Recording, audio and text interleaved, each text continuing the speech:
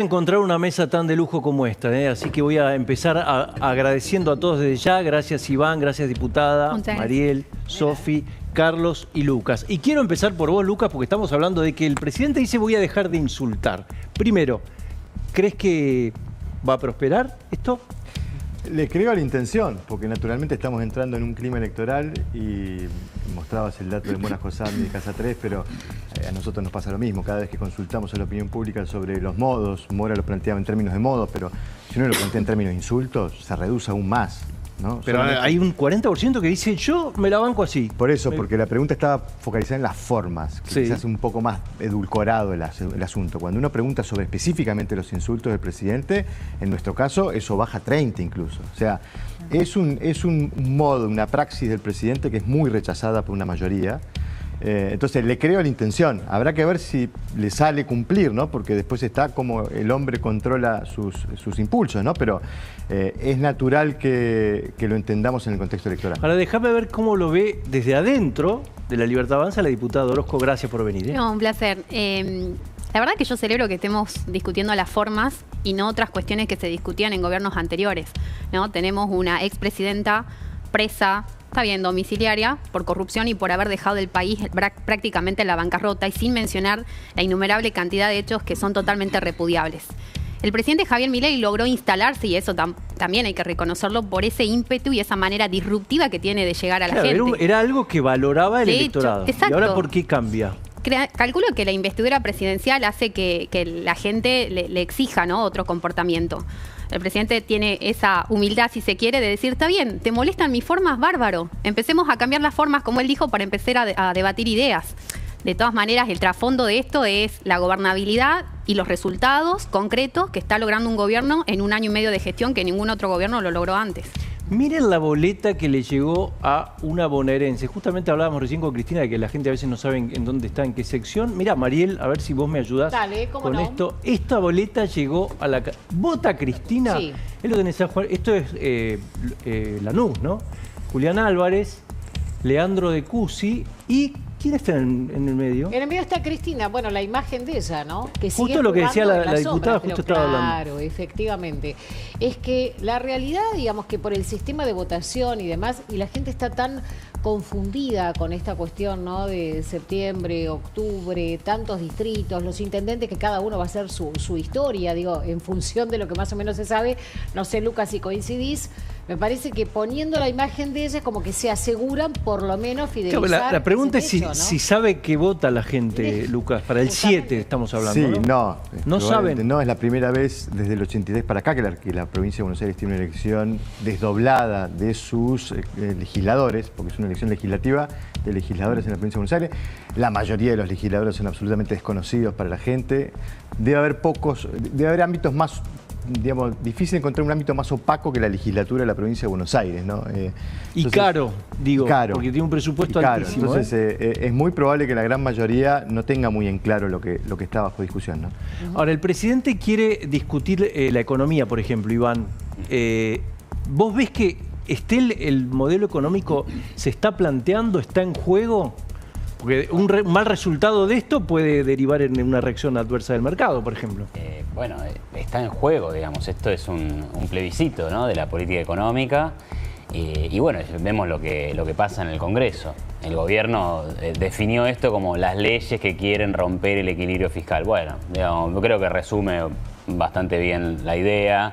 No sé si es que quieren hacer eso, pero bueno, eventualmente puede terminar en eso, puede terminar en más gasto público, en déficit fiscal, y la misión de Milei es equilibrar las cuentas públicas en Argentina. O sea, desde antes de ser presidente, Javier Milei como economista decía, bueno, el problema es el gasto, acá se gasta, tenemos que llegar y equilibrar las cuentas públicas porque ese es el corazón del problema. Bueno, entonces claramente, y eso se ha venido haciendo, ha habido una política de austeridad fiscal que hay que ver si la gente la apoya en las urnas. Y esto puede que sea de medio término y demás, pero funciona como un plebiscito. Va a depender de lo que vote. Mira, le preguntamos a la gente, mira, Emilia, le preguntamos a la gente qué es el problema más importante. Contestaba esto.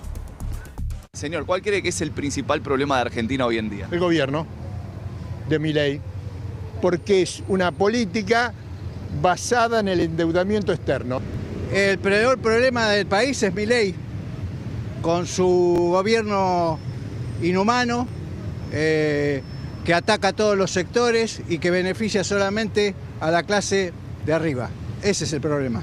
Hay muchos temas, la verdad. No viene desde ahora, viene desde hace muchos años, lamentablemente. Por ahí ahora se está intentando hacer algo, pero bueno, qué sé yo, no sé, yo no pierdo las esperanzas, la verdad. No sé, tengo 31 años, espero que en algún momento cambien las cosas. Hay de todo, ¿no? Sí, pero fíjate cómo la franja etaria también te determina, ¿no? Un posicionamiento. Vos tenés la gente mayor, que ha sido quizás el foco de atención este último tiempo. La gente más grande está cansada, ya está... Sí, por ahí es la que menos va a ir a votar, ¿no? Es la que más desesperanzada está. El acompañamiento que logró el presidente Javier Milei fue gracias a sus hijos, sus nietos, que le dijeron, papá, abuelo, esta es la opción. Y vos fíjate cómo la juventud tocó una palabra clave, que es la palabra esperanza. Yo también tengo 36 años, no estoy muy lejos de la edad de la chica que le hicieron la encuesta, y desde que tengo noción vivimos con inflación, a los jubilados no les alcanza la plata, la salud está un desastre, educación ni hablemos, posibilidad de progreso, y era algo que uno veía muy lejano. Pero la gente hoy te dice, por primera vez siento que el sacrificio va a valer la pena. Entonces, eso es lo que está logrando Javier Milei. Está bien, puede haber un descontento de un sector que quería resultados inmediatos, y seguramente porque el desgaste propio de una gestión lleva a eso también, ¿no? A que la gente diga, bueno, ¿y los resultados? Pero por ahí tenés que darle un baño de realidad y decir, señores, es un gobierno que está hace un año y 10 meses, el punto de partida fue nefasto, y lógicamente que los logros llevan su tiempo, sobre todo cuando tenés de la vereda enfrente unos distractores que todo el tiempo, acá tomo tus palabras, en el Congreso sobre todo nos hacen la vida imposible. Siempre me gusta hablar con Carlos Regazzoni, porque además vamos a hablar en un ratito del fentanilo, pero Carlos hace sus propios focus group, porque es hombre de Almirante Brown, ¿no? Sos político y te gusta hablar con la gente cara a cara. ¿Qué es lo que estás percibiendo en la provincia? Yo veo una enorme frustración con el tema de los colegios. De los colegios. De los colegios, también con el tema de la situación de la salud, ¿no? Porque la gente tiene una necesidad, tiene que ir a un hospital que hace 25 años que no funciona y funciona mal, les cuesta muchísimo conseguir todo. Para mí la salud pública y la educación pública de la provincia son como dos. Que van a ser dos vectores. Sí. Arde el teléfono de Mariel, lo digo ya porque... Bueno, estamos ahí con el cierre de listas. Vos es que estoy tratando de averiguar en el PJ... Nadie te dice nada, te tiran nombres. Bueno. Pero vos debes tener alguno. Bueno. Te voy a decir, por ejemplo, que alguien me dijo algo hace un ratito nada más, porque dije, mira, voy con Fran, le tengo que llevar alguna novedad. Lo que se sabe, digamos, es que el PJ, o el Frente, ¿no? Patria, en principio estaría comunicando quiénes son sus candidatos recién el domingo. Ayer, me dice una fuente, Grabois, por ejemplo, presentó su pedido de número y color en el Federal mientras negociaba. ¿Qué quiere decir eso? Bueno, digamos, el Frente se inscribió sin la fuerza de Grabois, ¿no? Entonces, mientras tanto, él hizo el pedido. ¿Estamos bien, Lucas, que me mirás? Me dicen, mientras seguía negociando con Cristina Fernández de Kirchner, lo querían matar, me dice esta fuente. Vos sabés que yo traté de averiguar por el lado de Grabois, y Grabois... Yo creo que a esta altura no está definido. No, claro. Pero es clave porque si Grabois va por afuera, corregime Lucas si estoy diciendo una pavada, le saca votos al peronismo, porque aquí le va a sacar. Sí, aparte es una figura que ha logrado consolidar cierta imagen positiva en ese sector, ¿no? En el sector del votante peronista. Yo creo que hay una estrategia de Grabois que intenta regular las decisiones que se toman respecto a la primera candidatura. Es decir, quiere saber cuál va a ser el primer candidato para saber si apoya o no apoya, ¿no? Y ahí hay una sospecha sobre si no es Cristina operando sobre la posibilidad. Está amenazando con irse, decís. Bueno, negociando con Cristina estaba. Vamos a ver la placa de nuevo porque nos distrajimos con esta información de último momento, pero vamos a ver qué renueva, ¿no? ¿Qué renueva el PJ? En este caso, 15 bancas de diputados en la provincia de Buenos Aires. Como para saber, viste, recién Lucas decía, ¿qué votan? Bueno, nombres destacados dentro del espacio, digamos, peronista. Todos estos pueden ir en la misma lista. Todos estos, claro, son referentes. Alguien me decía, Máximo, bueno, algunos intendentes lo quieren, ya lo sabemos. Massa me dicen que no tiene ganas, pero la elección anterior, viste que fueron 48 horas y después terminó siendo candidato. A esta hora me dicen que no. Massa se define en el último segundo. Hay que ver qué pasa. En el último segundo.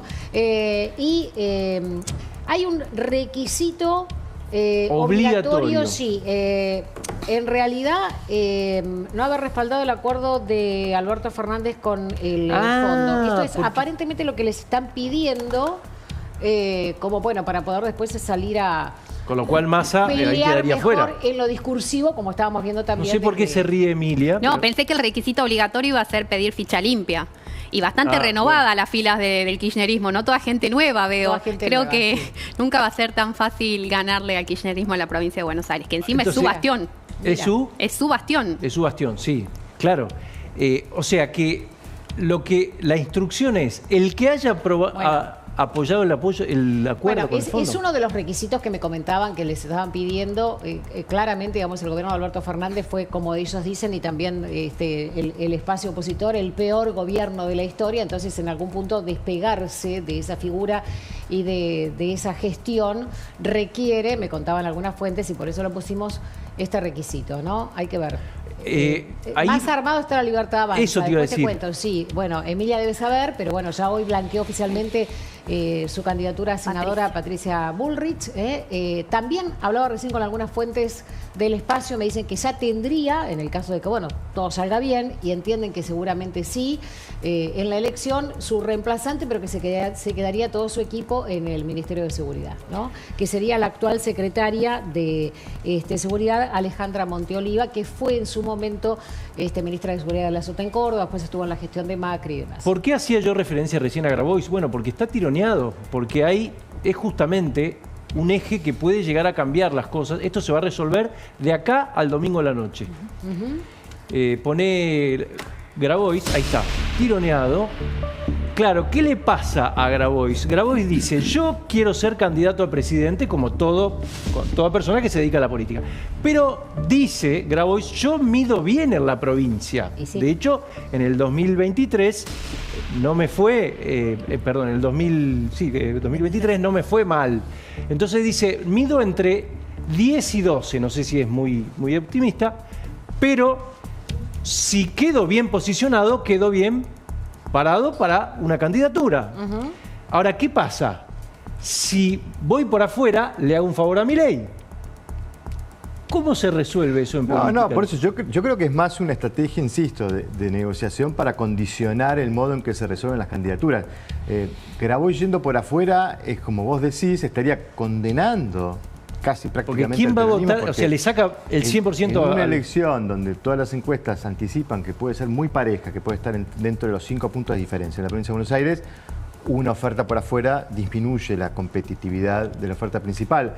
Con lo cual, yo insisto, me parece que es más una estrategia de negociación. No lo veo adoptando esa decisión porque sería incluso perjudicial para su proyección de cara a 2027. Por eso algunos en la izquierda lo corren por ¿dónde?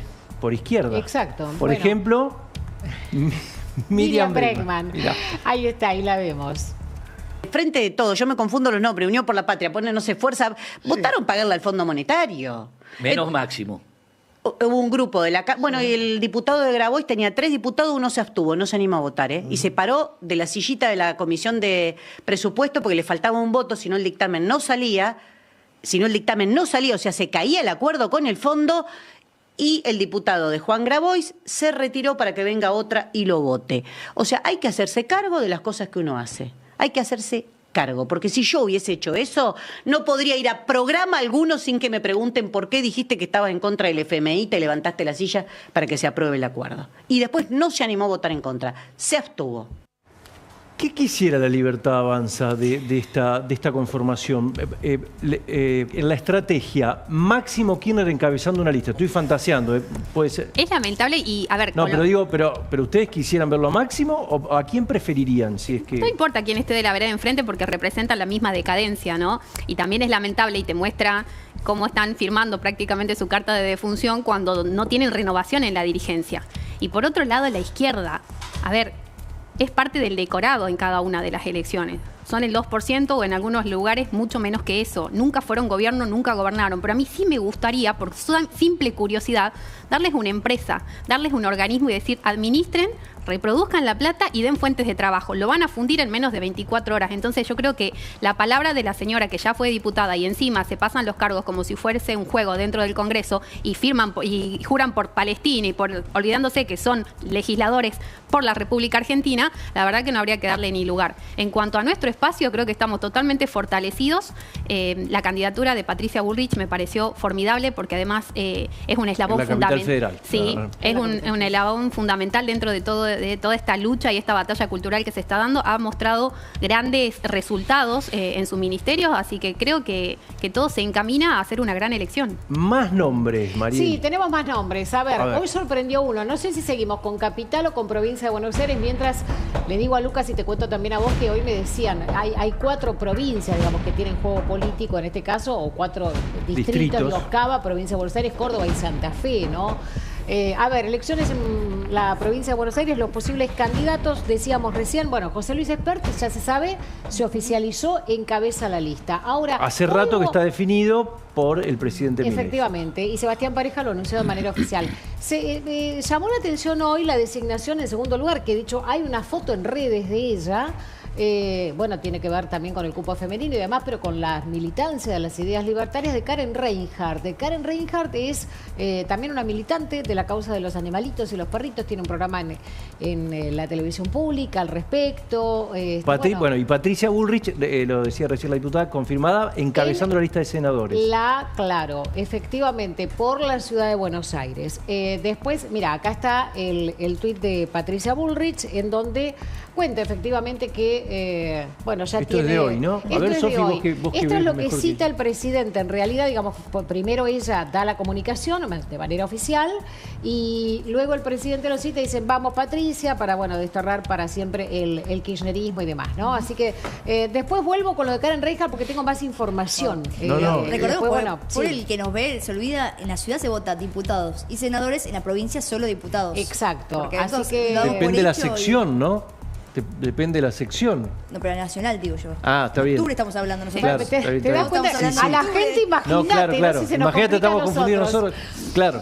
Los candidatos, estamos hablando del Congreso Nacional, tanto para Patricia Bullrich en la ciudad como para Espert en la provincia. Sí, Espert va en la provincia, decíamos, en cabeza. La sorpresa, no sé qué opina la diputada, bueno, fue Karen Reinhardt y se habla de tercer lugar para Santilli, ¿no?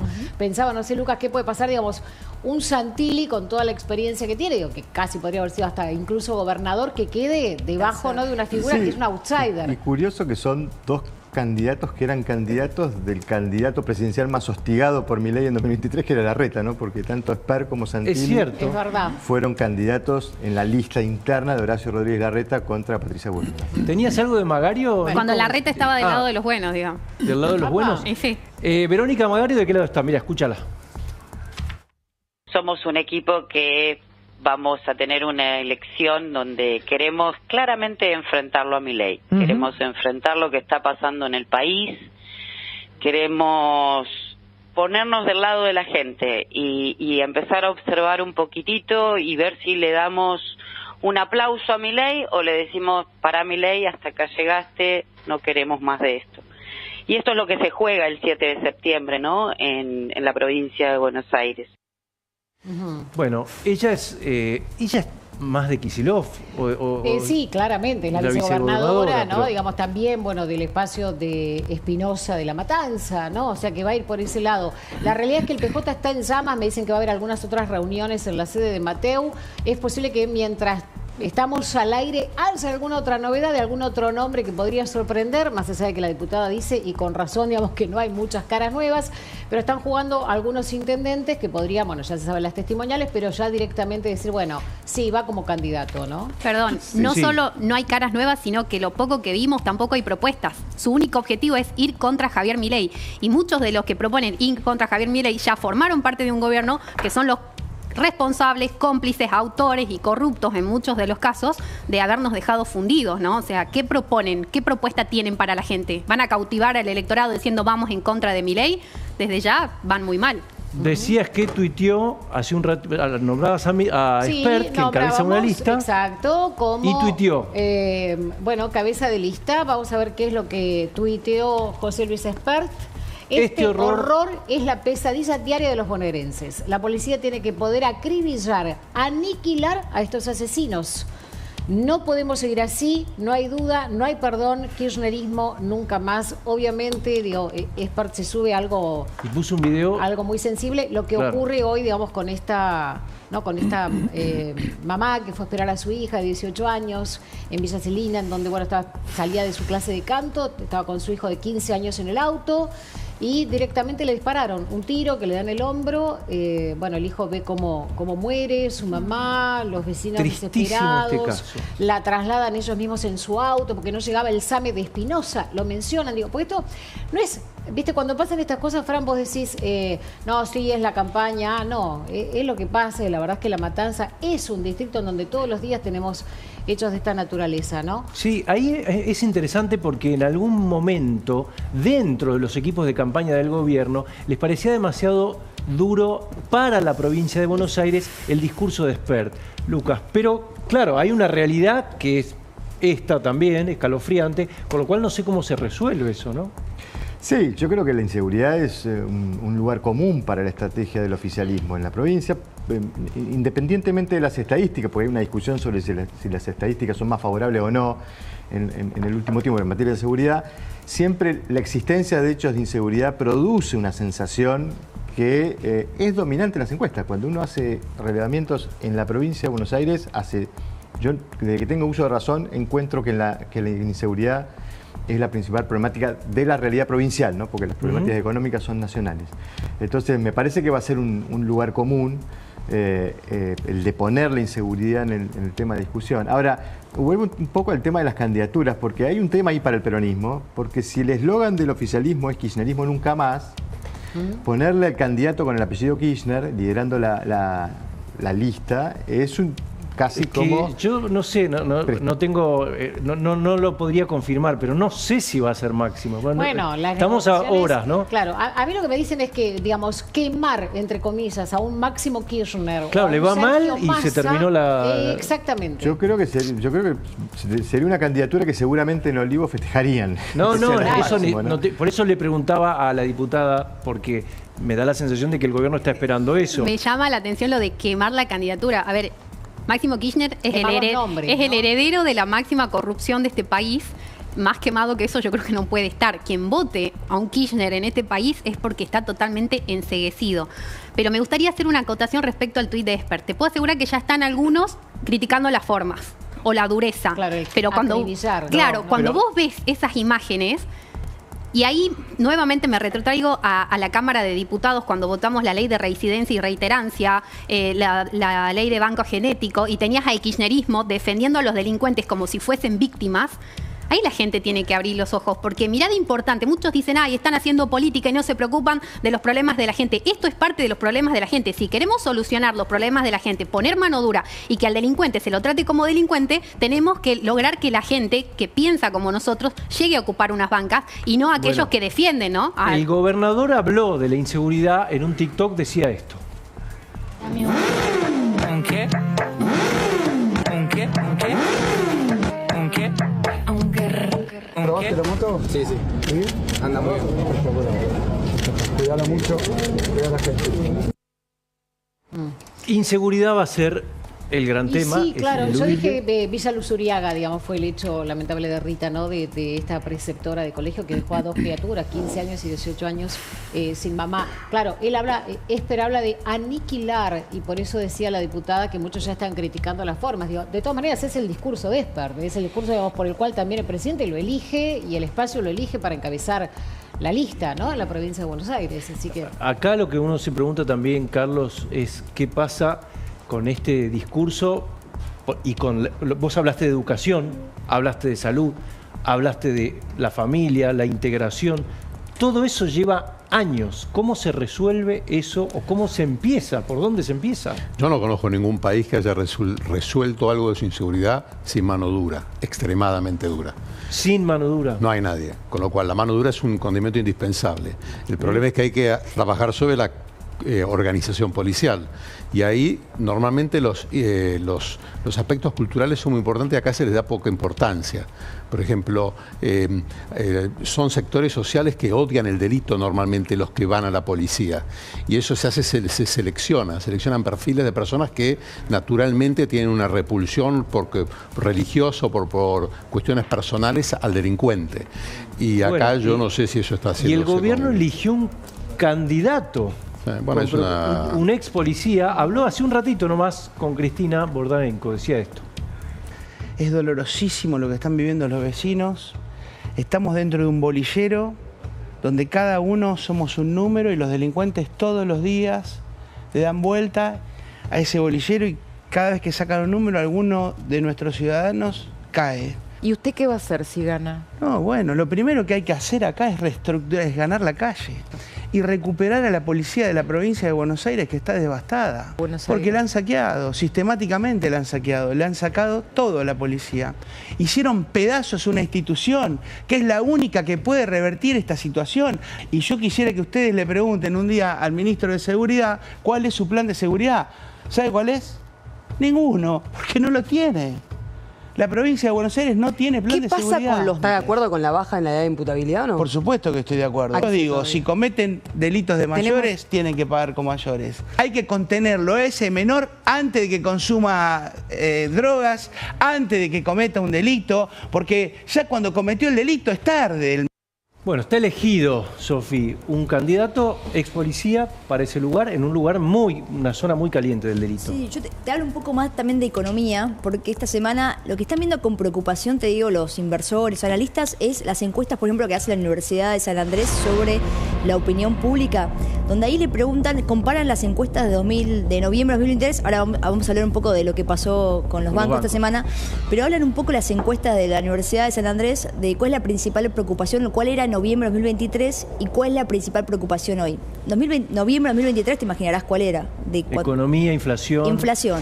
¿Sabes hoy en qué lugar está esa preocupación? En la misma encuesta que hace la Universidad de San Andrés de opinión pública. Estaba primera en noviembre de 2023 sí, y hoy está décima. ¿Y cuáles son las principales, de las 4 principales, las 3 primeras? Salarios, pobreza y desempleo. La otra es inseguridad, justo que estamos hablando. Entonces, eso es lo que empieza a ver con preocupación el mercado, es, ojo, que hasta ahora el principal capital político del gobierno era la baja de la inflación, que lo logró y lo viene haciendo muy bien. Ahora llega un punto, o la incertidumbre que hay es, ¿qué pasa en octubre si ya la gente deja de poner eso como primera preocupación y empieza a ver el desempleo? Sí, porque, y esto le quiero preguntar a Iván Carrino, porque en algún punto cuando se resuelve un problema económico, no digo que esté resuelto, pero puede haber, no está, me lo dice muy seguro, puede haberse empezado a encaminar, la gente dice, bueno, derecho adquirido, ahora dame otra cosa. No, eso es verdad, digamos. ¿Qué tan lejos estamos de resolverlo? La inflación para mí no es un problema resuelto. Tenemos 30 y pico % de inflación anual. Es altísima, pero parecería estar en camino a resolverse. Parecería que la gente confía en que el gobierno tiene eso como prioridad y lo va a terminar resolviendo eventualmente.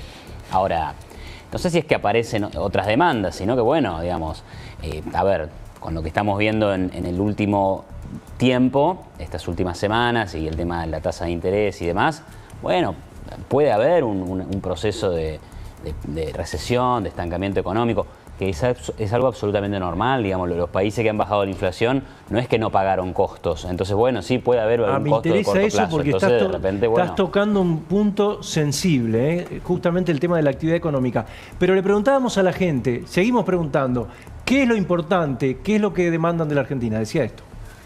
El principal problema del país es la pobreza. No hay empleo, los sueldos no acompañan la inflación, cuesta mucho conseguir trabajo bien remunerado. ¿Cuál crees que es el principal problema del país hoy en día? Ahora, bueno, está dentro de todo bien. Económicamente está bien, por mi parte, ¿no? Desde mi punto de vista. Ay, la economía, la falta de trabajo. ¿Principal problema del país hoy en día? La falta de empleo. La pobreza. La falta de una economía que nos llegue a todos, ¿no? El principal problema es lo mal que lo está pasando la gente. Ojo, porque acá hay un viraje hacia la economía, Sofía. Esto es lo que miran con preocupación, ya me lo marcaron varios, sobre todo agentes del mercado, algunos que hablan mucho con inversores, lo miran con preocupaciones, ojo en las elecciones, que hasta ahora lo que vienen diciendo los politólogos es que le va a ir muy bien al gobierno, porque el gobierno logró bajar la inflación. Pero empiezan a haber con dudas de, ¿y qué pasa si ahora la preocupación es otra y la economía no empieza a reactivar para el octubre y empezamos a ver que el desempleo se estanca o sube el desempleo? Bueno, es algo que empiezan a preguntarse. Vamos a ver cómo termina evolucionando. Iván Carrino dice, lleva tiempo. Es lógico que haya un impacto. Bueno, digamos, esta pelea entre los bancos y el gobierno secó la plaza de pesos, la tasa subió mucho y eso obviamente se resiente en la actividad. Eso puede tener un efecto de corto plazo en actividad económica.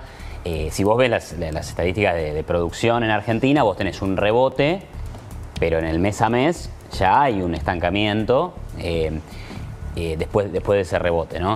Ahora, de vuelta, es como, si me permitís, bueno, el problema era la brecha, ahora el problema es la inflación, el problema es el riesgo país, después se va resolviendo la inflación, entonces el problema... Bueno, evidentemente, digo, y por lo que dice la gente que yo comparto, acá Argentina tiene un problema de pobreza, Argentina tiene un problema de salario que están por debajo de lo que nos gustaría. Argentina tiene del 2017. Argentina tiene un estancamiento secular hace 15 años, entonces digamos, poca creación de trabajo privado hace 15 años también, entonces venimos mal hace rato, esas preocupaciones son normales. Ahora, cuando vos tenés que arreglar tantos desequilibrios, hay costos que se pagan. Entonces la pregunta que yo le haría humildísimamente a la sociedad argentina es, muchachos, ¿tenemos la paciencia? ¿Estamos dispuestos a pagar, a hacer algún sacrificio, a pasar la mano un rato? Bueno, y lo peor de esto es, a alguno le toca más que a otro, ¿viste? Entonces es un drama. Claro. Pero no hay una solución mágica. No es que, bueno, el gobierno tendría que, y entonces resuelve todo. Baja la inflación, crea empleo en 2 minutos. Además vos ves los despegues de los países, son años, décadas. ¿no? Sí, los despegues, las bajas de las inflaciones también. No es que vos bajás la inflación en 15 meses así como así. No, la experiencia, la evidencia histórica muestra que esas cosas llevan un poco más de tiempo. Entonces, bueno, también hay que ser paciente del lado de la gente, del lado de la oposición, del lado del gobierno, de todo. Mirá este gráfico que... Sí, perdón, Sofía, dame un segundito. Este gráfico que tiene Mariel sobre inflación. No, pensaba además, mientras lo vamos a presentar y lo vamos mostrando, la evolución de la inflación como principal problema, que ahí mencionaban pobreza. Es enorme la pobreza en la Argentina, pero también, digamos, los números le dan bien al gobierno en cuanto al descenso que genera...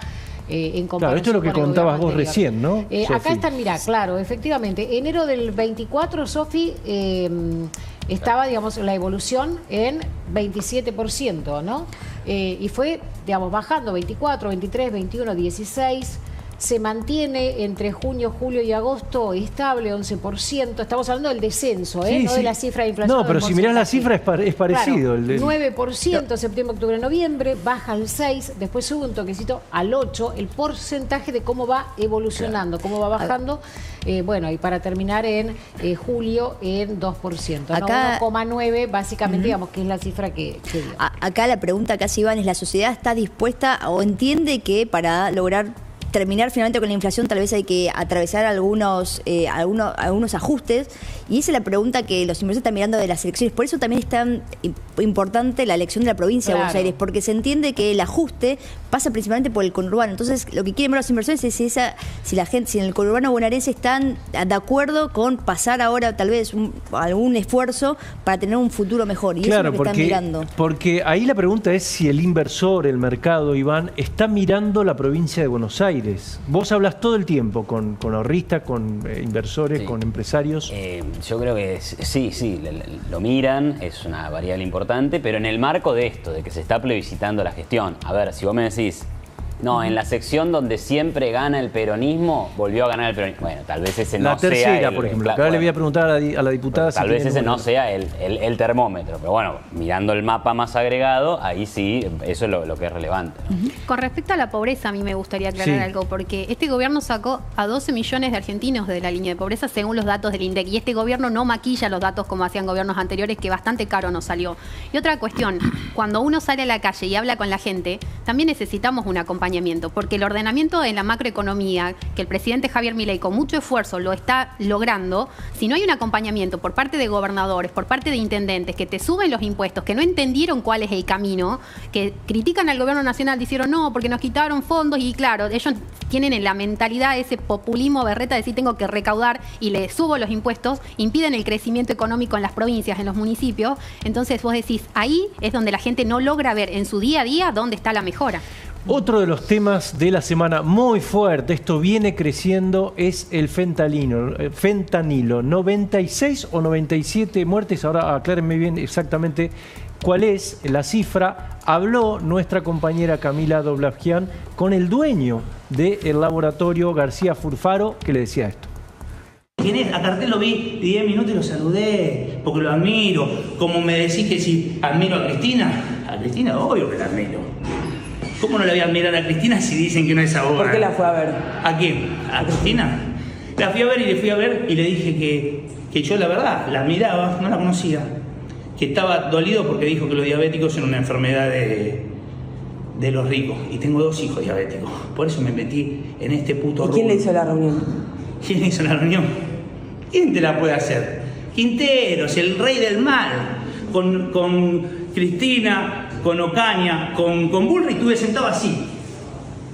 El rey del mal, vos no sabés con quién hablaste, vos no sabés instalaron muerte cuando la gente que se murió estaba toda en terapia intensiva. ¿Sabés lo que es leer la historia clínica de este nene Renato?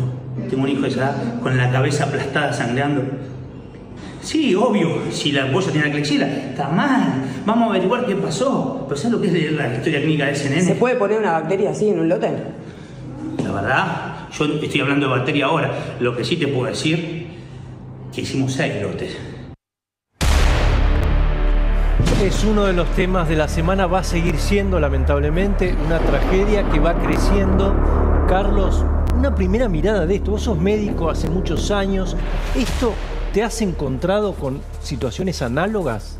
No, este es el de los incidentes por problemas de fabricación de medicamentos que producen muertes. Este es el más grande que se ha reportado en la historia contemporánea, seguro, en la medicina mundial. No, mundial. ¿Mundial? Sí, yo lo único que conozco, por supuesto que capaz que no estoy en lo cierto, pero el único que conozco parecido es un caso que hubo en Haití, donde un laboratorio utilizó como diluyente polietilenglicol y mató a 75 chicos. Pero a ver para Carlos, porque es muy, es el más grande vos estudiás las epidemias en el mundo, sí, la salud. Esta es la más grande de todas. Esta crisis, esta tragedia es la más grande en la historia de la medicina mundial. Desde que hay reportes en journals científicos, yo no conozco otra más grande, no por toxicidad del medicamento, porque por eso hay habido peores. El medicamento puede hacer daño por 2 grandes razones.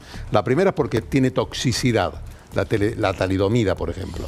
La segunda, porque hay un problema en su fabricación, tenga componentes extraños que no debían estar, o esté distorsionado su composición por un problema en cómo se lo fabricó. De este grupo de problemas, esta creo que debe ser la crisis más grande que se ha reportado, porque se identificaron 100 muertos, debe haber 200. Entonces, esto no hay noticia previa de algo por el estilo. Donde lo que ocurrió es, de todos los accidentes que puede haber en el proceso de fabricación de medicamentos, uno de los más serios y que más temor se lo tiene en este mundo, que es en este sector de lo farmacéutico, que es la contaminación. Escuchemos más de García Furfaro, decía esto ayer. Dale. Tiene una inspección y todas las inspecciones encuentran cosas en todos lados. Encontrar deficiencias graves y mayores. Preguntar a más. Si fue un sabotaje, ¿por qué había deficiencias graves? No, yo no dije que fue un sabotaje. Yo dije que se investigue la hipótesis del sabotaje. ¿No? Mariel, más información de este tema. Le voy a pedir a Carlos especialmente que preste atención, digamos, a esto que vamos a mostrar, que es la ampliación de la denuncia que hace, en este caso Furfaro, contra Quintero. Viste que él está ahora todo el tiempo con Quintero. Su ex socio. Exacto, que parece ser el hombre del mal. Pero sobre todo por las bacterias. Escuchaba a algunos sanitaristas, Carlos, hoy, que decían, bueno, esas bacterias generalmente pueden estar de pronto en un quirófano y ser una intrahospitalaria. Ahora, lo que dice Furfaro es que en realidad se lo pueden haber puesto, ¿no? Aporto prueba. Bueno, dice Héctor Andrés, no sé si estoy en sintonía porque no veo el monitor, tengo la denuncia acá. Andrés Quinteros, en el marco de la prueba atentado a los laboratorios, que pudo haber ocasionado el desvío de calidad aquí investigado, ya que este sujeto había advertido que nos iban a hacer una cama con el fentanilo. Y cuenta que hay una persona que sabía que Quinteros se había reunido con Almonacid, bueno, otra persona, dice, aunque este lo negaba. Después cuenta más adelante que sobrevolaban helicópteros y sugiere que desde ese helicóptero, que él cree que es de Quintero, pueden haber pulverizado una sustancia sobre el laboratorio, sobre las instalaciones, para contaminar el lugar y, bueno, después que resulte esto. Parece una novela distópica, Carlos. Un delirio, pero... Claro, hay dos partes. La primera es, ¿pueden haber sido contaminadas desde afuera el interior de las ampollas? La respuesta es no. No. No. Sí. Además, algo tan sofisticado, no sé si habrá 10 bacteriólogos en la Argentina con capacidad técnica para llevarlo adelante. Implicaría sería una cosa, un accionar como uno ve en las películas de la CIA, porque es verdaderamente difícil manipular estas bacterias. No están en el ambiente, no es que vos vas y compras un frasquito de Klebsiella pneumoniae multiresistente o de Ralstonia piquetini. No existen, están en el intestino de las personas. Es un tema muy delicado. Primero, no.